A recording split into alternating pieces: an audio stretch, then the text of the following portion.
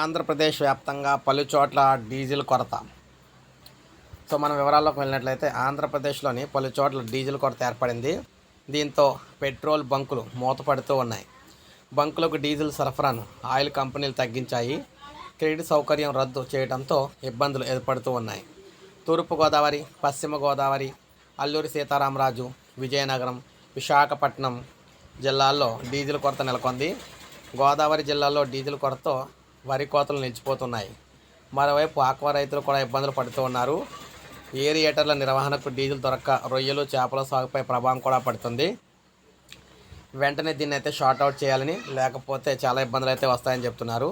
మొత్తంగా heavy vehicles అన్నిటికీ కూడా డీజిల్ అయితే అవసరం.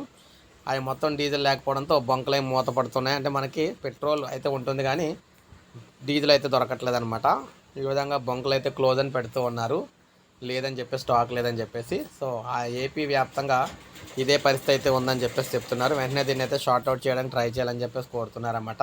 సో ఇది మనకు అప్డేట్. ఒక లైక్ చేయండి, సబ్స్క్రైబ్ చేసుకోండి, మన ఛానల్ సబ్స్క్రైబ్ చేసుకోండి.